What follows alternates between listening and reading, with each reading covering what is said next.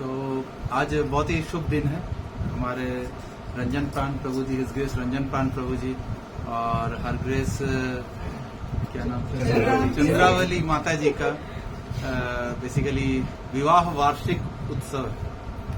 तो आप सबको हम लोग आज थोड़ा लाइट ही रखेंगे और जल्दी करेंगे क्योंकि टाइम बहुत रात हो गई है। तो ये विवाह वर्षगांठ मनाने का जो सिलसिला है ये कहाँ से आया, क्या हमारी संस्कृति में है?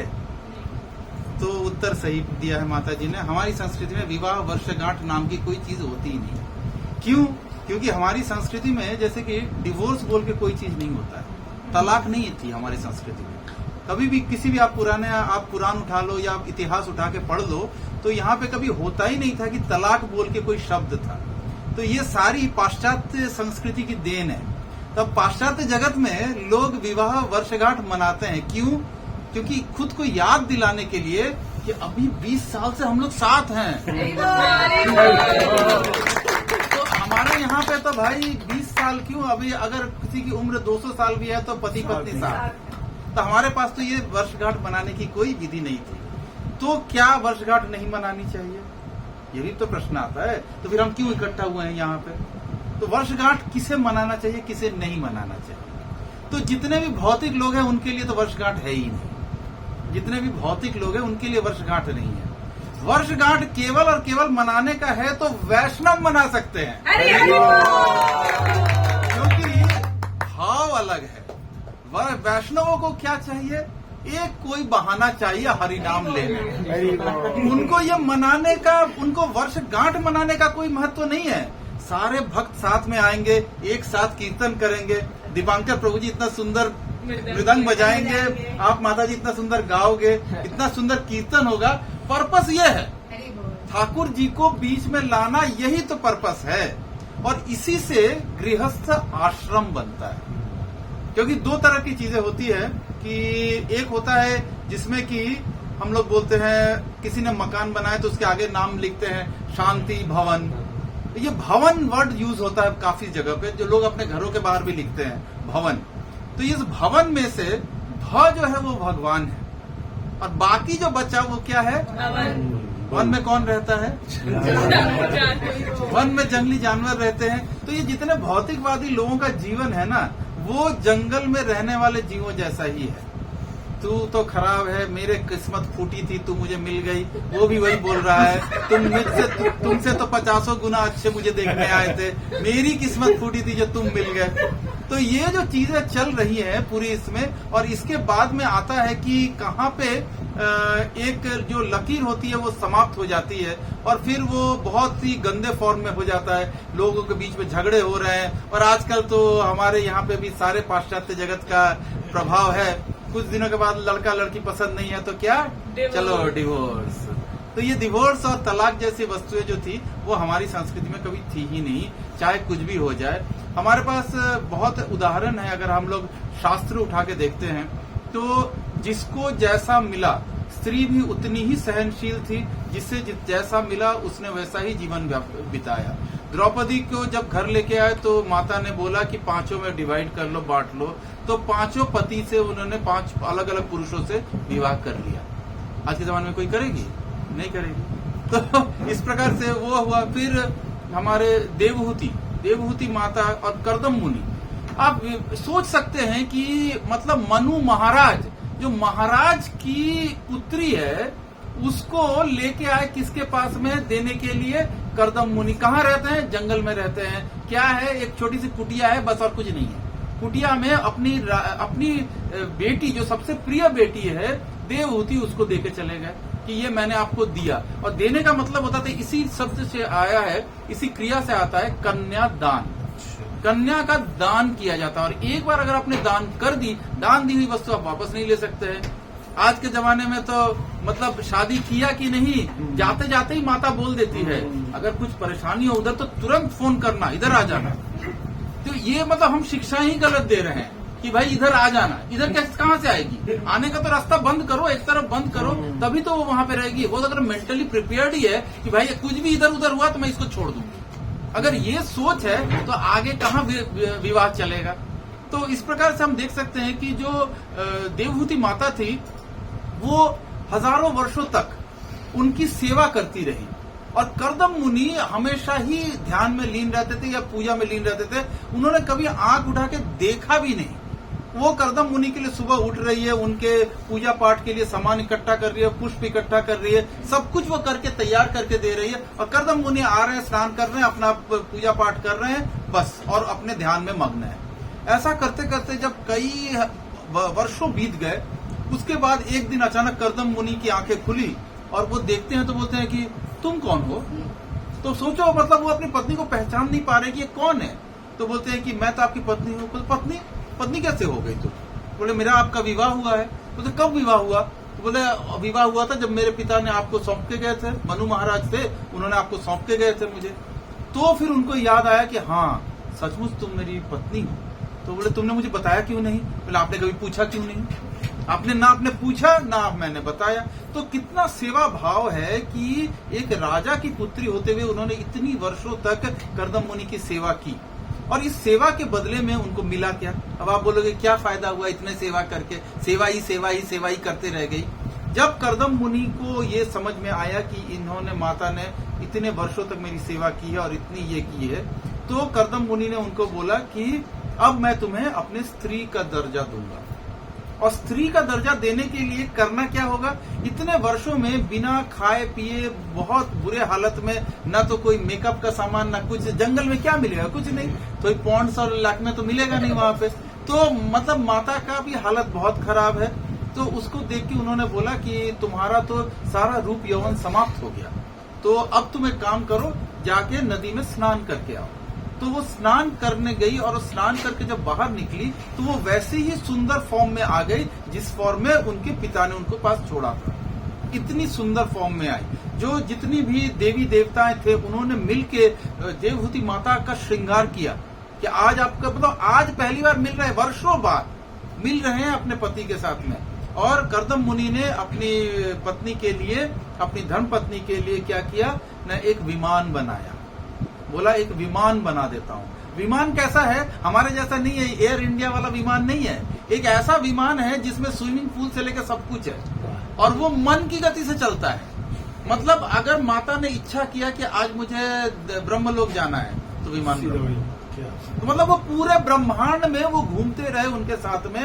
और फिर फाइनली जाके कर्दम मुनि ने बोला कि तुमको मुझसे कुछ चाहिए तो तुम मुझे बोलो, कुछ अगर तुम्हें चाहिए। क्योंकि कर्दम मुनि बहुत बड़े तेजस्वी और अपनी योग शक्ति से बहुत बड़े ऋषि थे। तो उन्होंने बोला कि हाँ मुझे आपसे एक पुत्र चाहिए, मुझे एक पुत्र दीजिए। तो कर्दम मुनि ने बोला कि मैं तुम्हें एक पुत्र दूंगा, लेकिन जैसे ही तुम्हारा पुत्र हो जाएगा उसके बाद मैं पुनः जंगल में चला जाऊंगा और फिर मैं वापस नहीं आऊंगा। तो ये बोला उन्होंने।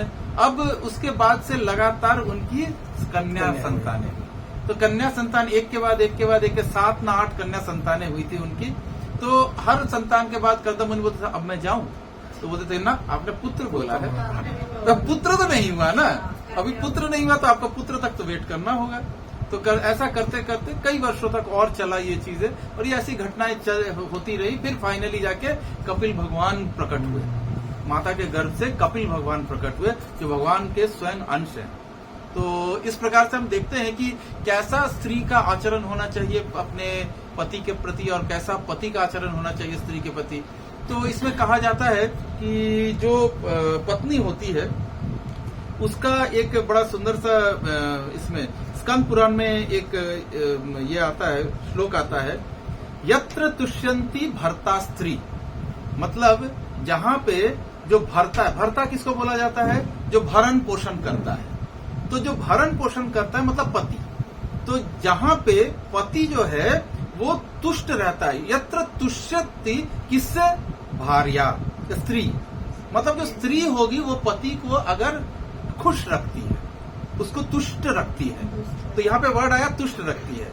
जैसे ही लोग सुनेंगे इसको तो उसके बाद तो सारे वुमेन लिबरेशन वाले खड़े हो जाएंगे कि क्या पत्नी का ही काम है क्या तुष्ट रखना? पति का कोई रोल नहीं है क्या? उसका क्या कर्तव्य है? तो इसके बाद वाले श्लोक में वही वाला पॉइंट आ रहा है। अब उसमें दूसरे इसमें लाइन में आ रहा है, स्त्रियांग भर्ता चतुष्यति। जो स्त्री होगी उसको भर्ता तुष्ट करेगा, तुष्ट रखेगा। तो ऐसे में क्या होगा तत्र वेश्यमानी कल्याणम संपदे तम पदे पदे। जहां पे ऐसा होगा कि पत्नी पति को प्रसन्न रख रही है और पति भी पत्नी को प्रसन्न रख रहा है, तो ऐसे जो संसार होगा, ऐसा जो गृहस्थ आश्रम होगा, वहां पे कल्याण होगा और संपदा आएगी पदे पदे, हर कदम कदम पे संपदा होगी। तो इसलिए इस प्रकार से कहा जो गया है कि किस प्रकार से एक स्त्री पुरुष का संबंध होना चाहिए, उसके बारे में बताया गया है। और एक और इम्पोर्टेंट पॉइंट है, वर्षगांठ है, इसीलिए बता रहा हूँ प्रभु जी की अपना जो विवाह का वर्षगांठ है आपका। तो ये गांठ का मतलब होता है बंधन, लेकिन भगवान भगवत गीता में क्या बोल रहे हैं, सारे बंधन काटो। ठीक है, तो काटने का मतलब क्या हुआ, पत्नी को तुम निकाल दो घर से बाहर, या पत्नी तुम घर में रहो, चलो घर द्वार चले हरिद्वार, ये नहीं बोला जा रहा है। इसमें कहा यह जा रहा है कि रहना तो पत्नी के साथ ही है, लेकिन विचार जो है उसमें आपको वैराग्य लाना है। बहुत डिफिकल्ट है, बोलना और करना बहुत डिफिकल्ट है, पर ये अल्टीमेट पोजीशन है।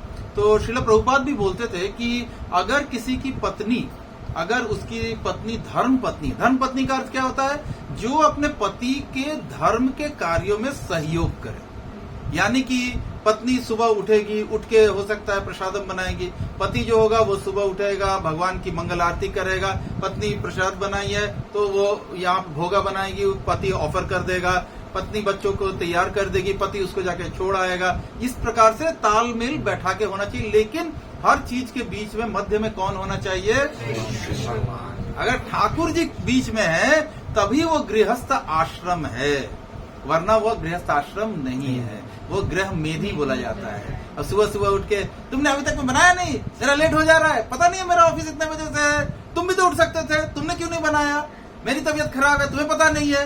तो ये वाली जो चीज है इसको बोला जाता है गृह मेधी। और जो गृह आश्रम होगा उसमें क्या होगा, उसमें पति और पत्नी दोनों का एकमात्र उद्देश्य होगा भगवान की तुष्टि, ईच अदर की तुष्टि नहीं। We are made for each other नहीं, we are made for Krishna. तो जहाँ पे ये आ गया कि हम कृष्णा के लिए बने हैं और हम दोनों का जो साथ है वो कृष्णा के लिए है, वहां पे उस स्थान को आश्रम बोला जाएगा।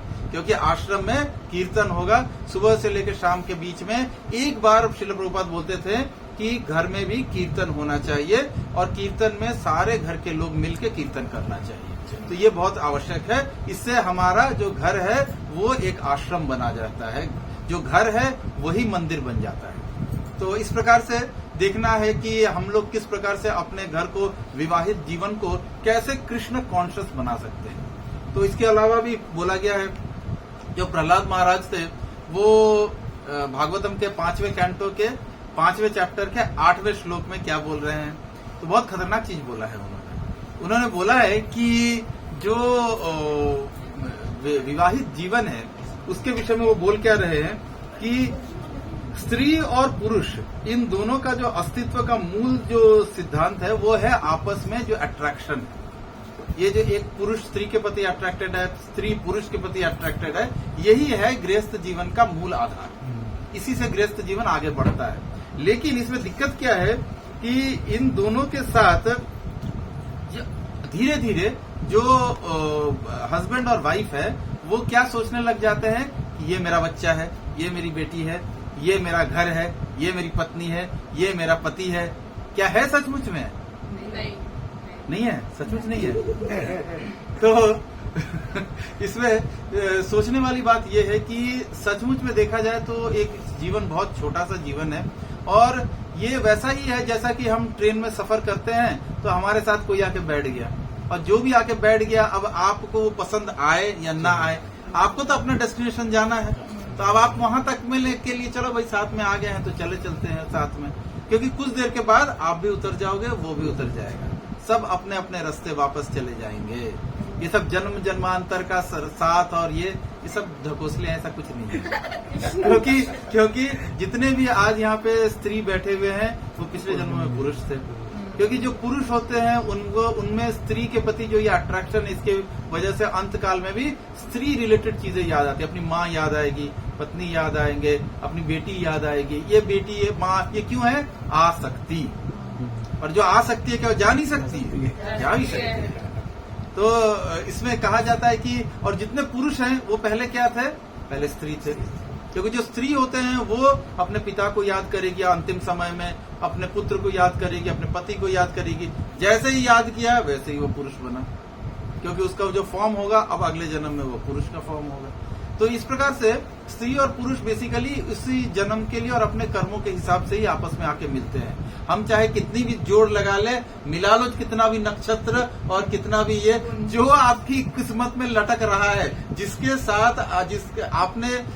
जिसने आपसे उधारी ली थी और आपको इस जन्म में चुकाना है, तो वो आपके जीवन में आएगी ही आएगी। वो आप चाहे कुछ भी करो और वैसा ही आपको भी पति मिलेगा ही मिलेगा, चाहे आपको पसंद हो या नहीं हो।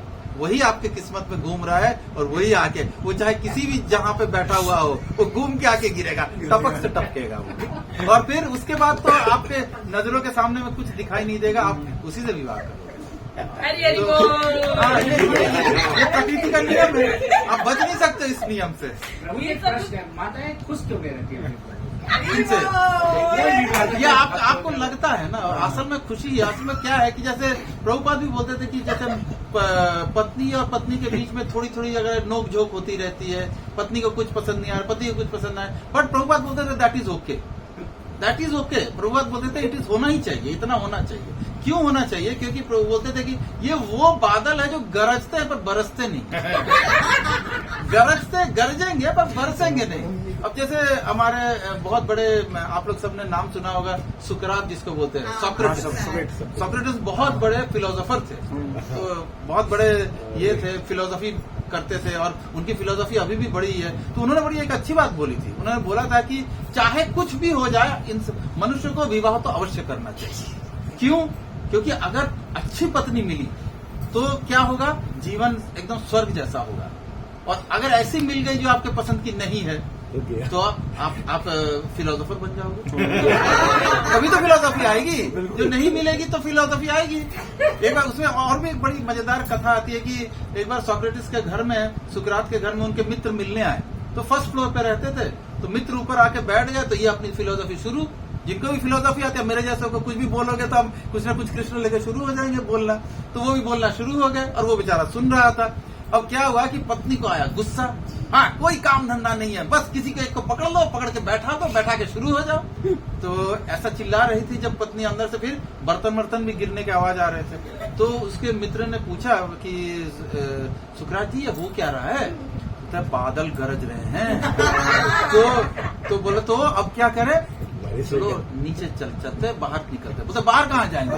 तो किसी पार्क में जाके बैठते हैं, बाहर नीचे उतर के पार्क में बैठेंगे और वहां पे बैठ के हम चर्चा करेंगे फिर फिलोसफी की। तो उसको हाथ पकड़ा और सुकरात नीचे उतर के आ गए। अब ऊपर उतर के तो आ गए, लेकिन पत्नी उधर से बाहर ड्राइंग रूम में आई तो देखी तो चले गए। बोले दोस्त को निकालने बोला था, ये खुद भी चले गए। तो पास में एक बाल्टी में पानी था, ऊपर से पानी मारा हुआ इसने, पत्नी ने, और वो जो दोस्त था किस्मत से उसी के सर के ऊपर पानी आके गिरा। बोले ये क्या हो रहा है? बोलता कि वही जो गरज रहता है बरस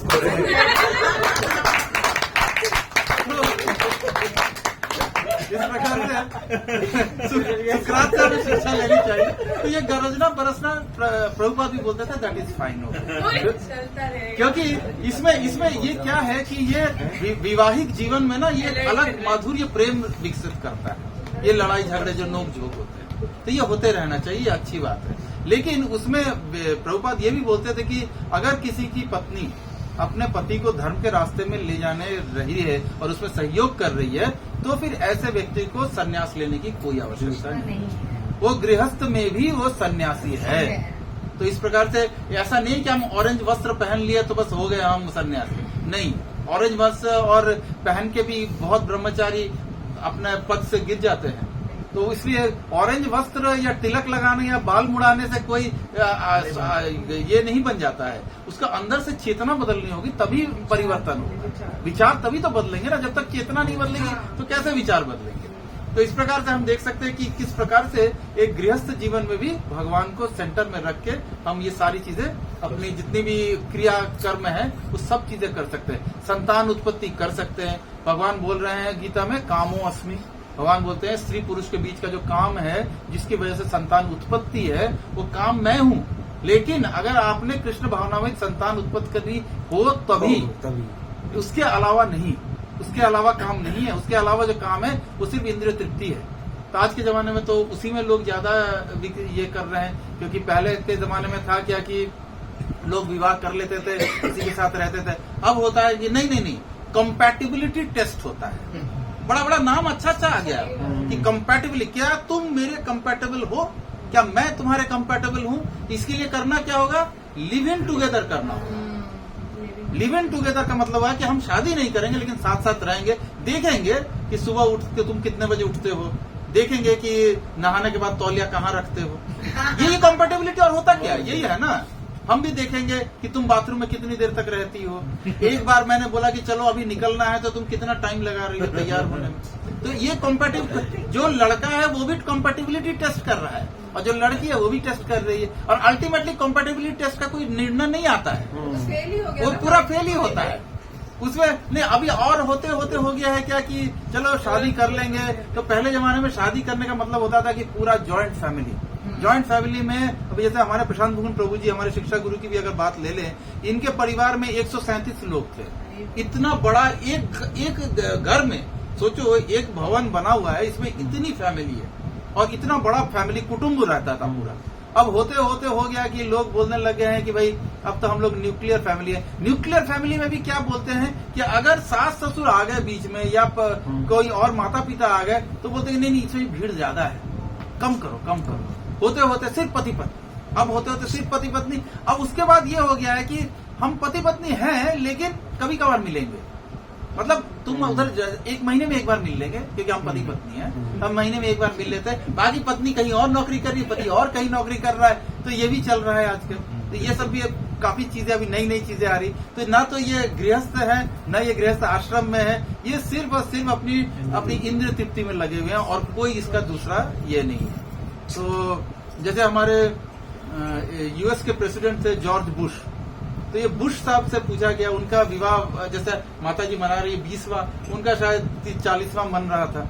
तो उसमें उन्होंने बोला, सब लोगों ने आके बोला कि कैसे आपने, उनके कंट्री में, वेस्टर्न कंट्री में 40 साल एक ही स्त्री और एक ही पुरुष के साथ कोई रह ले, मतलब चमत्कार है, बहुत बड़ी बात है। तो सही बोल रहे हैं, चमत्कार है वो लगभग कंट्री में। तो उसमें वहां पे अब उनसे पूछा गया कि आप लोग जो साथ हैं और इतने खुश रहते, इसका राज क्या है। तो बोलता है कि बुश साहब ने बड़ा अच्छा उत्तर दिया। बोलते हैं क्या कि देखो, चीज ऐसी है कि हम लोग एक दूसरे को समय देते हैं। तो अच्छा कैसे? तो समय ऐसे देते हैं कि हम एक दूसरे के, हम पार्टीज में जाते हैं, हम डांस करने जाते हैं, हम मूवी देखने जाते हैं, हम मॉल्स में जाते हैं। तो बोलते हैं कि अच्छा, ये तो बहुत अच्छी बात है, आपने बड़ी अच्छी बात बताई।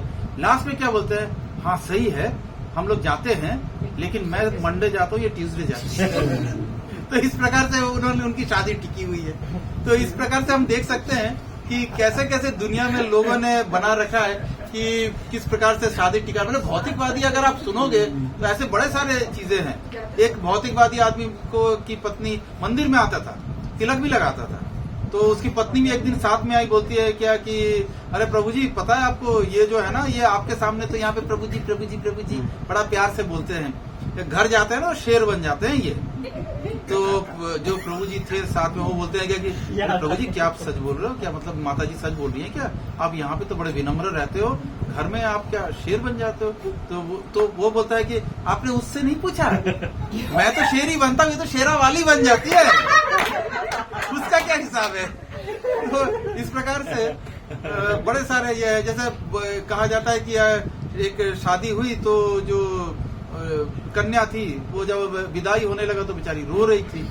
तो उसकी माता आके बोल रही है, अरे पगली तू क्यों रो रही है, रोएंगे तो वो जो तेरे को ले जा रहे हैं, तुम क्यों रो रही हो। तो ऐसे बड़े सारे विनोद के चीजें बने हुए हैं। जैसे पति से पूछा गया कि भाई आपकी जो ये है, मतलब वाइफ है, तो उसके विषय में आप क्या कहना चाहेंगे। तो पति बोलता है, वरीज इनवाइटेड फॉर एवर, यानी जितनी भी चिंताएं हैं जिंदगी भर के लिए हमने, मतलब वो भी बैंड बाजा बजा के ले आए, पूरा नाचते नाचते जाके लेके आए। तो पूरी जिंदगी भर की जो जितनी ये है। तो वैसे ही पत्नी से भी पूछा गया कि भाई आप बता दीजिए बोलते ये सब ऐसे ही है, नाटक है, सब कुछ नहीं है। मैं बताती हूँ आपको वाइफ का मतलब क्या होता है। विथ इडियट फॉर एवर, मतलब ऐसा बेवकूफ से शादी हुई है, विथ इडियट फॉर एवर। तो इस प्रकार से बड़े सारी चीजें बनी हुई है कि भाई पति पत्नी के ऊपर बड़े जोक्स आते रहते हैं, लेकिन ये सारे भौतिकवादी जोक्स होते हैं। जो जिन्होंने भगवान का शरण ग्रहण कर लिया है उनके लिए ये जोक्स और ये चीजें अप्लाई नहीं होती है। अब आखिरी एक चीज बोल के समाप्त करेंगे, प्रसादम का टाइम हो जाएगा, 10-20 हो गया। प्रभु जी आपको भी जाना है। तो इसमें चाणक्य पंडित को ले आते हैं बीच में कि चाणक्य पंडित ने बोला है कि कैसे एक गृहस्थ जो है वो किस प्रकार से ये रह सकता है, क्या बोलते हैं, सुखी रह सकता है। तो चाणक्य पंडित का कहना है, विभागशीलम सततम क्षमा युक्तो दयालुक गृहस्थस्तु समाख्यातो न ग्रहेन ग्रह भवेत। ये चाणक्य पंडित ने बोला है और इसका मतलब होता है विभागशील सततम। कैसे एक गृहस्थ सुखी होगा न, विभागशील सततम मतलब जितना भी घर में आय होगा, जितनी इनकम होगी उसका विभाग करना होगा। पहले क्या था कि जो सतयुग होता था तो सतयुग में लोग जो थे वो बड़े ही भगवान के प्रति ये भक्त होते थे। और ये जो हम लोग कीर्तन करते रहते हैं ना, तेरा तुझको अर्पण क्या लागे मेरा, ये सतयुग का है, ये सतयुग की वाणी है। वहाँ पे सचमुच में लोग जो भी मेहनत करते थे वो सारा का सारा भगवान को दे देते थे। कैसे देते थे? ऐसे फेंक देते थे, ये भगवान आपका है सब कुछ, अब हम आपके भरोसे हैं, हमें आप पालन करो। अब त्रेता युग आते आते लोग जो है वो थोड़े से कंजूस हो गए, बोले कि ऐसा क्या है, सब कुछ भगवान को क्यों देना है। तो बोलता कि अब नहीं भी दे तो भी खराब लग रहा है, नहीं देना तो पड़ेगा ही भगवान को। तो क्या किया उन्होंने, बोला कि एक गोला बनाओ, गोला बना के बीच में खड़े हो गए और ऐसे करके फेंकते थे। तो फेंकने से होता था कि ज्यादातर जो सिक्के या पैसे थे वो बाहर गिरते थे, थोड़ा बहुत 10% हो सकता था नीचे गिरता था। बोलता है भगवान जो बाहर गिरा सब आपका, जो अंदर गिरा वो मेरा। तो उसके बाद आ गया द्वापर। द्वापर में कौन आया? दुर्योधन, जिसका नाम था पहले शुद्धोधन, हो गया दुर्योधन, क्योंकि इतना दुर्बुद्धि था वो। तो उस समय में क्या हुआ, बोला ठीक है गोले में खड़े तो हो जाते हैं और ऐसे फेंकते हैं। उसके बाद बोलते हैं कि भगवान जो गोले के अंदर गिरा वो तुम्हारा है और जो बाहर जितना गिरा वो सब मेरा। तो दुर्योधन था ना, तो सोचो एक नाखून मतलब सुई के नोक की बराबर की जमीन नहीं दे रहा था, वो इतना दे रहा है, यही बहुत बड़ी बात है। तो बोला भगवान ये आपका है, बाकी सब हमारा है। उसके बाद आ गया कलयुग। अब कलयुग में लोगों ने तो बड़े सियाने हैं, सबसे पहले बोला ये ना गोला बंद करो, एक गोला मिटा दिया, कोई गोला गुली नहीं, कुछ नहीं। तो उसके बाद क्या करें, तो बोलता है लेकिन दिखाना तो है भाई, हम देते हैं भगवान को। तो अपने सारे सिक्के विक्के लेके आए और ऐसे उछाला, उछाल के बोलते हैं भगवान जो ऊपर रह गया वो तेरा, नीचे आया मेरा। तो ये कलयुग के जीव बड़े सियाने होते हैं। तो इसीलिए इसमें कहा गया है कि विभाग करना है, और विभाग का मतलब होता है कि हर महीने आपकी जो भी आय आ रही है, जो भी इनकम आ रहा है, उसका कुछ पोर्शन हमें बांटना है। किसमें देना है? सही पात्र को देना है, कृष्ण कॉन्शियस लोगों को देना है। उसमें जाने से, या मंदिर में, ऐसे मंदिर जहाँ ठाकुर जी की निरंतर सेवा हो रही है वैसे मंदिर में दान देना है। तो ये पहला गृहस्थ का काम है। क्यों इसको कर्तव्य गृहस्थ को दिया गया? इसलिए दिया गया क्योंकि चारों वर्णों में ले दे के खाली गृहस्थ ही है जो ये धन लेके आता है और यह अर्थ कमाता है। क्योंकि ब्रह्मचारी, उसको कोई मतलब नहीं है। ब्रह्मचारी किस पे डिपेंडेंट है? गृहस्थ पे। गृहस्थ दान देगा तो चलेगा। वैसे ही उसके बाद में वानप्रस्थी, वो भी कहीं पे नहीं है। सन्यासी तो आप भूल ही जाओ, वो तो पूरी दुनिया में घूम घूम के मांग के ही पाना है उसे। तो इस प्रकार से गृहस्थ ही एकमात्र है जो बाकी तीनों वर्णों को पालन करता है। तो इस प्रकार से गृहस्थ को दान देने के बारे में बताया गया है। दूसरा बोला गया है क्या? क्षमा युक्तो दयालुका। घर में हर किसी को, अच्छा इसके बारे में भी एक बोलते हैं कि 2 प्रकार के दान जो हैं वो गृहस्थ के लिए सबसे इम्पोर्टेंट। अगर ये 2 दान अगर होते हैं तो सारा गृहस्थ एकदम सुखी होगा, परफेक्ट। सिर्फ 2 दान के बारे में बताया गया। कौन कौन बता सकता है 2 दान क्या क्या है जो गृहस्थ के लिए हैं, जिससे गृहस्थ सुखी होगा? उसके अलावा और कोई दान नहीं है, बताइए माता जी। एक क्षमा, हाँ सही कहा। अगर वो हमेशा करें तो फिर दूसरा स्वीकार करना, या फिर नहीं, क्षमा किया तो हो ही है। हाँ। दूसरा वित्त। एक है क्षमा दान और एक है वित्त दान। क्षमा दान क्या है? पत्नी ने कुछ बोल दिया, क्षमा। पति ने कुछ बोल दिया, क्षमा। सब में क्षमा, किसी में कोई चीज को बुरा मानना ही नहीं है। क्यों? क्योंकि हमारा सिद्धांत क्या बोलता है? गोपीर पद कमलय भरता पद कमलयो दास दास दास अनुदास। लेकिन हम क्या हो जाते हैं, शुरू में जब मंदिर आते हैं या मिलते हैं किसी से, ये भी बहुत अच्छे प्रभु जी, ये बहुत अच्छे प्रभु जी, धीरे धीरे जितना समझ आएगा ये प्रभु जी ठीक नहीं ये तो एकदम ही ठीक नहीं। तो इस प्रकार से मतलब ये होता है, होते होते वो दास दास अनुदास से होते होते न दास पहले कटा, फिर दास कटा, फिर दास कटा, अनुदास। 5 साल के बाद हम किस बात के अनुदास हैं? अरे हम ही तो भगवान हैं, बाकी सब दास, हम ही भगवान हैं। पुलिस गार्ड है। तो अब तो 5 साल अब सीनियर हो गए हम लोग, तो अब क्या, तो अब कौन रोकेगा हमें? तो ये दास दास दास अनुदास का भाव समा। लेकिन इसमें बोला क्या जा रहा है कि घर में कैसा होना चाहिए? क्षमा युक्तो दयालु का। अब ये दयालु का क्या है? ये दयालु का है जो माता जी अभी कर रही है। दया का मतलब ये नहीं है कि किसी गरीब को जाकर रोटी बांट दी, कंबल बांट दी, ना ना ना, ये दया नहीं है। दया का मतलब हुआ कि भगवान को सबको बांटना, भगवान को देना, हरिनाम देना ही दया है। कलयुग में और कोई दया नहीं है। एकमात्र दया है भगवान का नाम देना। तो हम जैसे ही भगवान का नाम जैसे आप दे रहे हो, हम सबों को भगवान का नाम आप दे रहे हो, तो ये दया है। तो ये दया भी गृहस्थ के लिए जरूरी है। बोले ऐसा अगर रहा तो चाणक्य पंडित बोलते हैं परफेक्ट गृहस्थ। और आखिरी में क्या बोलते हैं? गृहस्थस्तु समाख्यातो। ऐसे गृहस्थ का क्या होगा? ख्याति बढ़ेगी। देखो ख्याति नहीं बढ़ी, माता जी ने बस, प्रभु जी ने बस एक फोटो लगाया, हम सब कैसे आ गए? ख्याति बढ़ेगी। ये ख्याति ऑटोमेटिक आएगी भगवान की, ठाकुर जी के वर्णन करने से, ठाकुर जी का कीर्तन अरेंज करने से, ठाकुर जी के लिए प्रभु जी प्रसाद बना रहे हैं, ये जितना भी चीजें हो रही है इससे ख्याति बढ़ती है। तो ये चाणक्य पंडित हमें बोल के गए हैं, न ग्रहेन ग्रह भवेत्। ऐसा जो ग्रह हो जाएगा वो परफेक्ट ग्रह होगा। उस ग्रह में एकदम जिसमें बोलते हैं ठाकुर जी विराजमान होंगे, और वो घर नहीं होगा, फिर वो मंदिर बन जाएगा। अरे वाह। तो ये सबसे इम्पोर्टेंट था। अब आखिरी में एक छोटा सा कीर्तन करेंगे जो कि गृहस्थ के लिए, गृहस्थ का कैसी मानसिकता होनी चाहिए, जितनी भी चीजें अभी बताई हैं उसकी मानसिकता कैसी होनी चाहिए। ये 2 लाइन का कीर्तन है, बस यही करेंगे। ठाकुर हमरे रमन बिहारी, ठाकुर हमरे रमन बिहारी, हम है रमन बिहारी के, हम है रमन बिहारी के। ठाकुर हमरे रमन बिहारी, हमरे रमन बिहारी, हम है रमन बिहारी के, हम है रमन बिहारी के।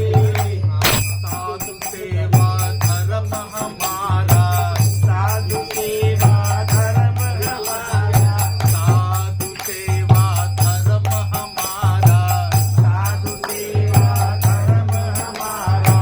काम न दुनियादारी से, काम न दुनियादारी से, काम न दुनियादारी से, काम न दुनियादारी से।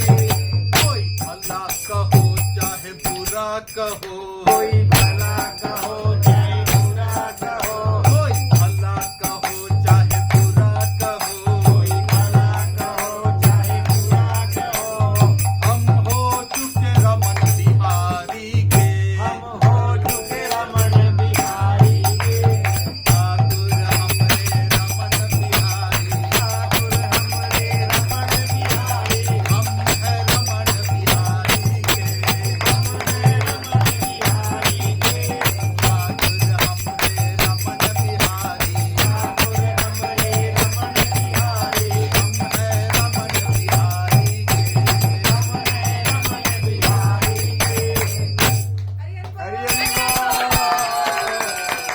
के।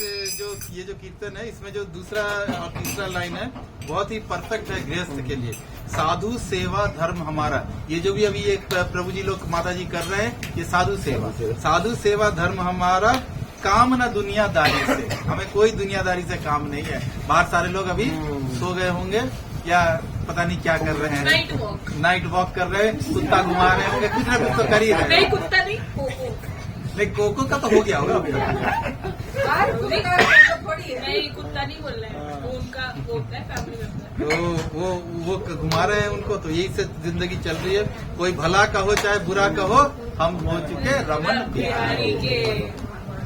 तो इस प्रकार से आपका प्रभु जी और माता जी का बहुत बहुत धन्यवाद करेंगे बाई चांटिंग हरे कृष्णा कृष्णा कृष्णा हरे हरे, हरे राम राम राम हरे हरे। एक आखिरी चीज बता देता हूँ, ये भी अभी याद आया कि ये जो विवाह होता है ना, इसमें सारी चीजें स से होती है। पहला है स से शादी, सब उसके पहले होती है सगाई, सगाई के बाद हो गई शादी, शादी के बाद होती है सुहागरात, सुहागरात के बाद होता है सवेरा, सवेरे के बाद आ जाता है ससुर, सास ससुर, सास ससुर मिलती है वाइफ को, पति को क्या मिलता है साला साली, ठीक है। फिर आ जाती है शाम, उसके बाद हो जाते हैं दोनों के बीच में शोर, धीरे धीरे ये बढ़ता है शोर, शोर होने के बाद में हो जाता है, लोग इसमें बोलते हैं कि भाई इसमें कहीं पे अंत भी है इसका स का, बोलते हाँ है, बोलते क्या सर्वनाश तो बोलते हैं कि तो अब इसका उपाय क्या है, बोलते इसका उपाय भी स से ही है, श्याम सुंदर लेके आओ, श्याम सुंदर सारे प्रॉब्लम का सॉल्यूशन। तो इस प्रकार से ये शादी का एक और भी बड़ा अच्छा ये था, हमने जो भी प्रशांत भूषण प्रभु जी के लेक्चर से हमें अच्छा लगा, हमने सब नोट कर लिया। हमारे प्रभु जी की देन है, जो प्रभु जी ने बोला है। वैसे तो काफी और भी चीजें हैं, मैं लिख के लाया था, लेकिन अब टाइम नहीं है, अब ठाकुर जी को भी रेस्ट देना है। तो आप सबका बहुत बहुत धन्यवाद। रंजन प्राण प्रभु जी को बहुत बहुत हार्दिक बधाई, और माता जी आपको भी बधाई। आपने इतने वर्षों तक हमारे रंजन प्राण प्रभु जी की रक्षा की, उनकी भक्ति की रक्षा की। रक्षा का मतलब भक्ति की रक्षा। आपको पता है ना, अगर पति जो भी आध्यात्मिक कार्य करेगा उसका 50% पत्नी को मिलता है। पत्नी जो करेंगी वो नहीं, नहीं, पत्नी का भी मिलता है, ऐसा नहीं है। पत्नी अगर कुछ गलत काम करेगी तो उसका आधा पाप आपको मिलेगा, जाएगा, बट पाप का आधा आपको नहीं करते हैं। प्रभु जी ये तो अच्छी बात है। तब लागू होता है जब पत्नी सेवा करती है, पति से भक्ति करती है। नहीं तो अरे आप पत्नी आपको सपोर्ट कर नहीं, देगी अगर ना। ये स्वेच्छा से आपको अपना पुण्य देना चाहेंगी तो आपको मिलेगा। प्रभु जी नहीं, पुकार- मैं